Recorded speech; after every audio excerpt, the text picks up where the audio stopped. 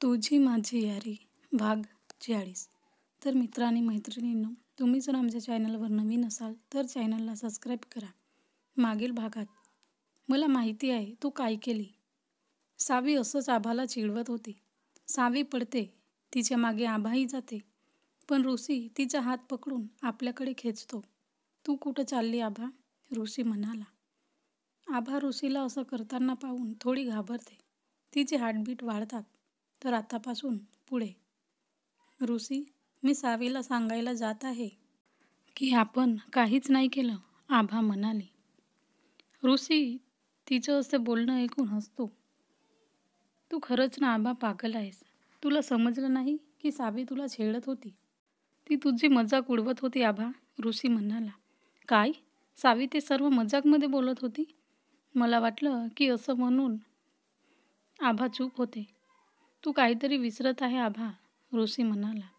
नाही, मी काहीच नाही विसरली, आभा म्हणाली. तसं ऋषी तिला आपल्या ओठांवर बोट ठेवून बोलतो. चल आता दे माझी स्पेशल किस. आता मी वेट नाही करू शकत, ऋषी म्हणाला. आभा मग लाजायला लागते आणि ऋषीला किस करायला त्याच्याजवळ जाते. पण आभा त्याच्या चेहऱ्यापर्यंत पोहोचत नाही, कारण ती ऋषीपेक्षा उंचीला थोडी लहान होती. ऋषी तिला बघून स्माईल करतो आणि तिच्यासमोर थोडा झुकतो. आता ठीक आहे, तो म्हणाला. आभा त्याला पाहून स्माईल करते आणि त्याचे दोन्ही हाताने डोळे बंद करून त्याला किस करते. ऋषीसुद्धा तिला साथ देतो. आभा पडतच आपल्या रूममध्ये जाते. ऋषी तिच्या पाठमोऱ्या आकृतीकडे पाहून स्माईल करतो. तिकडे क्लबमध्ये ऋतिक आणि रोहन ड्रिंक करत होते.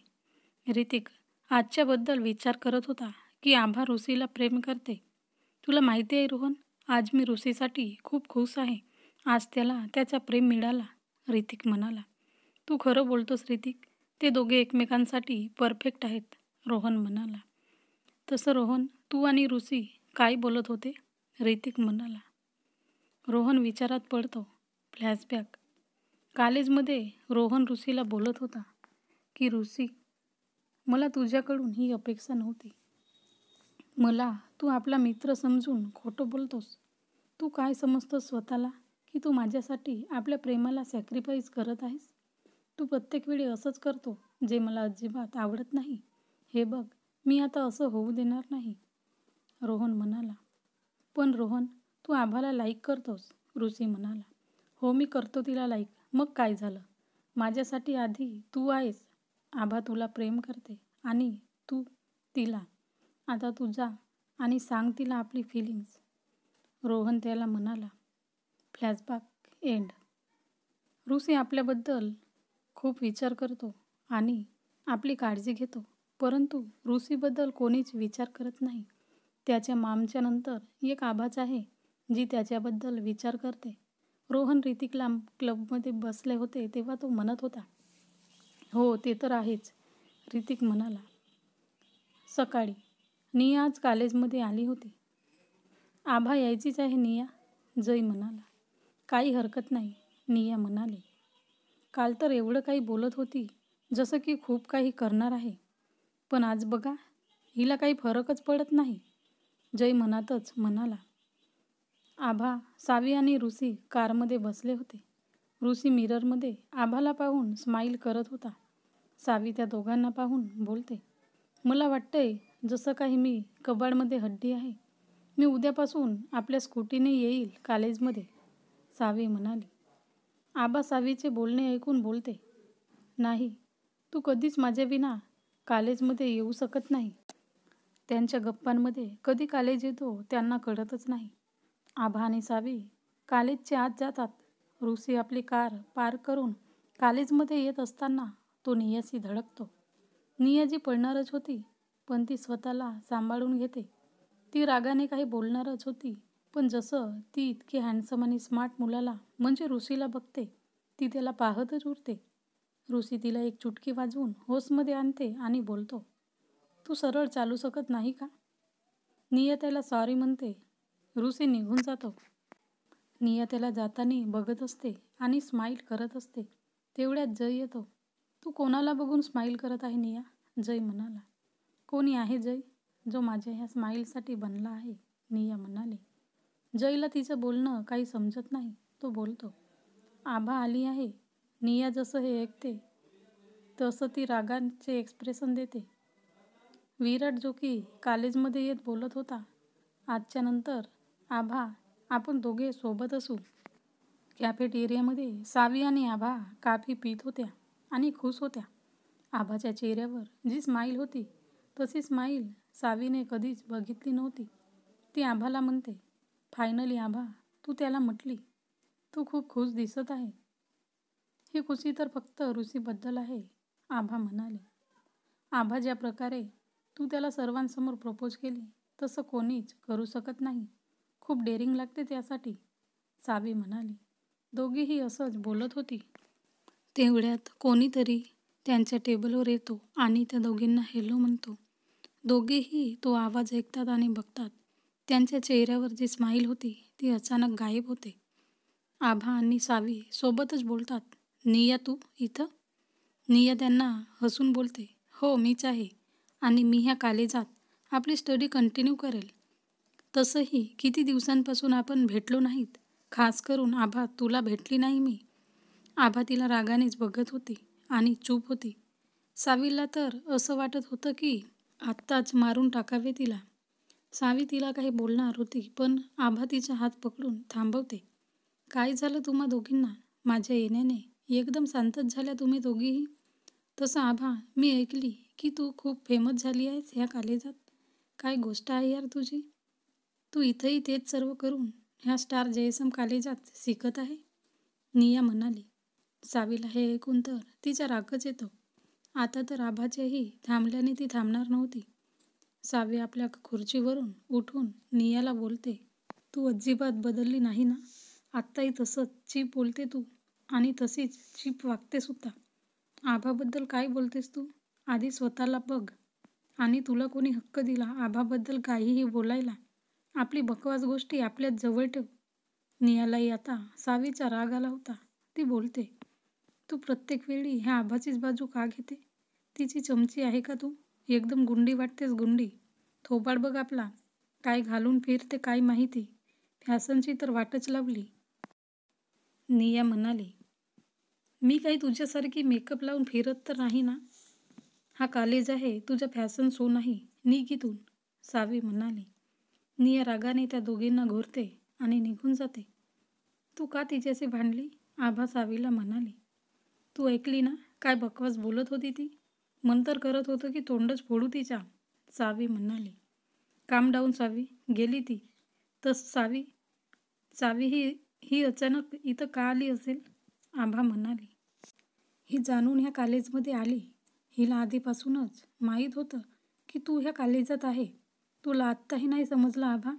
ती तुला जळते. ती प्रत्येक वेळी असं करते ज्यामुळे तू हर्ट व्हावी. काहीतरी कारण नक्कीच आहे तिच्या येण्याचा, सावी म्हणाली. तू जास्तच विचार करते सावी आणि आपल्याला तिच्याशी काहीच देणं घेणं नाही आहे, आभा हसून म्हणाली. सावी आत्ताही नियाबद्दलच विचार करत होती. R3 केबिनमध्ये ऋतिक ऋषीला म्हणत होता की आता तो आभाशी रिअल रिलेशनशिपमध्ये आहे. ऋषी त्याच्या बोलण्यावर स्माईल करतो. ओ माय गॉड ऋषी, तुझी स्माईल, उफ. जर आभाने तुला असं बघितलं ना तर पुन्हा फ्लॅट होईल तुझ्यावर, ऋतिक म्हणाला. अच्छा, तर मला आत्ताच जावे लागेल तिच्याकडे आपली स्माईल दाखवायला, असं म्हणून ऋषी निघतो. ऋतिक त्याला थांबवत बोलतो, ओ तू तर खरंच प्रेमात पूर्ण बुडून गेला आहेस. मी फक्त तुला कॉम्प्लिमेंट देत होतो, ऋतिक म्हणाला. मी नाही तर आभा माझ्या प्रेमात पूर्ण बुडाली आहे. बघितला नाहीस काल कशी मला सर्वांसमोर किस करत होती ती, ऋषी म्हणाला. हो यार, मी तर विसरलोच. पण काही असो, आभा खूप कूल आहे आणि तू लक्की आहेस की ती तुला प्रेम करते. किती सुंदर आहे ती. काश आभाला माझ्यावर प्रेम झालं असतं, ऋतिक म्हणाला. तसं ऋषी जलस फील करतो. तो बोलतो, तुला कळते तू काय बोलतोस? तूच म्हटलंस ना की ती मला प्रेम करते म्हणून, आणि तू आभाबद्दल असा विचार करतोस. ती फक्त माझी आहे आणि हो, ते सर्व बोलण्याचा अधिकार मला आहे, ऋषी म्हणाला. ऋतिक थोडा घाबरत बोलतो, सॉरी ब्रो, मी तर असंच काहीही बोलून देतो. तू जास्त सिरियस का होतो? आणि हो, आभा माझी फ्रेंड आहे.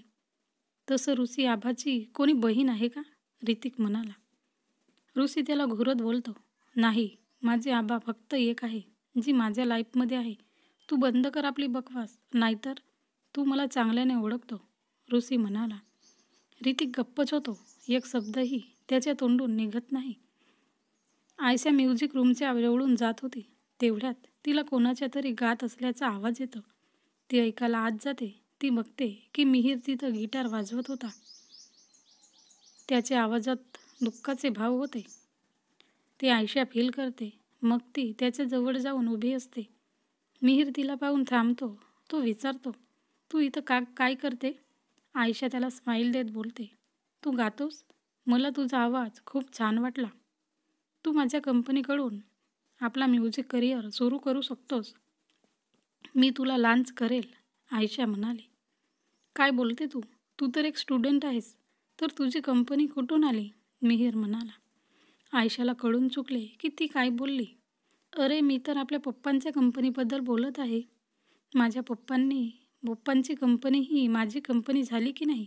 आयशा हसत म्हणाली. Sorry, no thanks.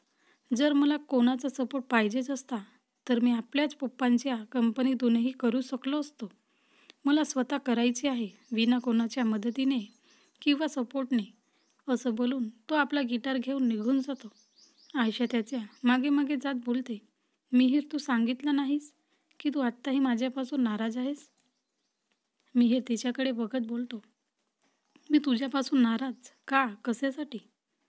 अरे, मी ते तुला कॉल करून त्रास देत होती ना, त्याबद्दल, आयशा म्हणाली. मी तर झोपलो होतो ज्यावेळी तुझे कॉल येत होते.